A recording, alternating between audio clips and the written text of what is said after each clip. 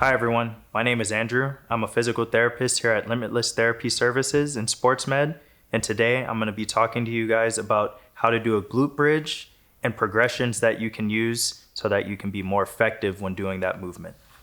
All right everyone, so I'm going to be going over glute bridges today and how you can make that movement a little more effective, watching out for things like filling it in the low back, and then really making sure we maximize the use of our legs and glutes when performing that movement.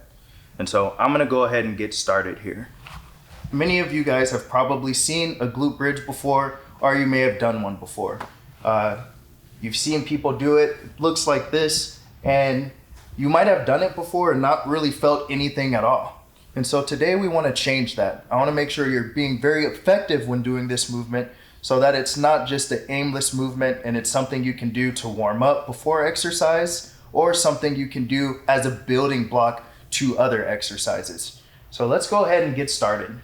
When I do the glute bridge, the first thing that I tell people to do is make sure that you do a slight posterior pelvic tilt. And so what that is I'm bringing my pelvis up towards my chest slightly. So if you can grab those little hip bones there right in the front of your pelvis, bring them up towards your chest. Your belly button, you should suck in slightly, and you should feel your back almost flatten into the ground a little bit. When you do this, what it does is it helps you to stabilize at your abdominals, and it also helps you to start priming the glute muscles a little bit more.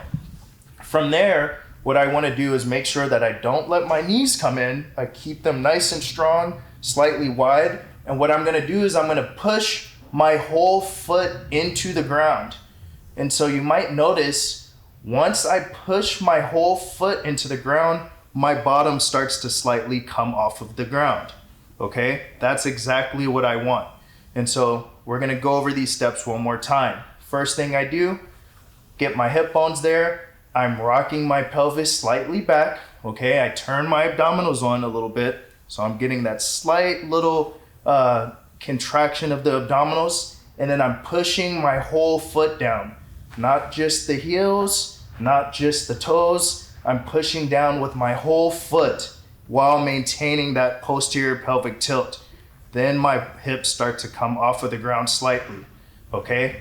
Now the last part of this movement that I want you guys to do is squeezing the glutes. So what we'll do here is slight posterior pelvic tilt, okay?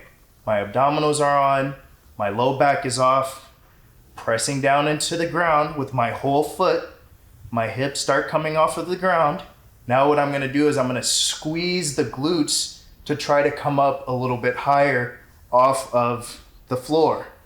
All right, so if you use that 1, 2, 3 method, you should feel it in your legs. You should feel it in the glutes a little bit more. Now what I don't want you to do is go through that whole process, posterior pelvic tilt, push my feet down, squeeze my glutes, and then what you end up doing is you go here and arch the low back to try to get up very high. When you first start this, I don't really care too much about distance, okay? I just want you feeling it in the right areas. So, say you've done a few of these and you're going, you know what, I still am not quite feeling it where I'm supposed to. One other cue that I like to use for people is think about scooping your butt off of the ground. So, if you think about that scooping motion, what you'll do is you'll naturally tuck that pelvis under you, press your feet down, and squeeze your glute, okay? So it's a scoop off of the ground. You're scooping your butt off of the floor, okay? Now, say your hamstrings are starting to really feel it, maybe even they're cramping up. That could mean that your feet are in a position where the hamstring is being very biased in this position. So what you can do is you can press into the heels a little bit more to help bias the quads and then scoop off of the table, really squeezing at the glutes there and then coming back down, okay? When you're performing this, like I said, I don't really care about how high you're getting first. I care mostly about where you're feeling the movement to begin with. For those of you that feel like you're a little bit more advanced with this movement, but maybe you get a little low back fatigue from time to time, a way that you can modify this is by doing a Cook's bridge.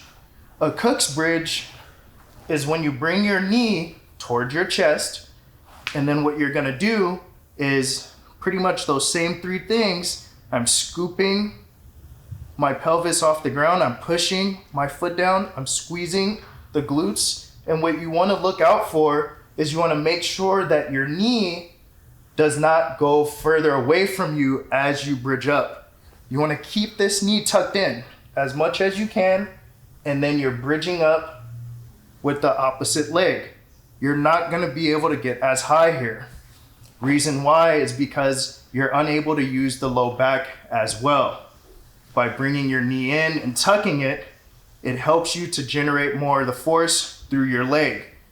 If you notice that as you go up, your knee comes away, that means that you're using the low back muscles to help.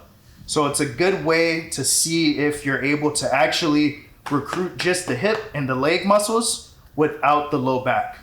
So a few key points to wrap things up is making sure when you're doing the glute bridge that one, you get the pelvic tilt and some stability at your abdominals. Two, you're pressing into the floor with your whole foot. And then three, make sure that you're squeezing the glutes are trying to scoop your bottom off of the floor. That way you can be the most effective with this exercise. From there, you can move on to doing single leg bridges, using a TheraBand around the knees to help recruit the glutes more, and the list goes on what you can do to progress this movement.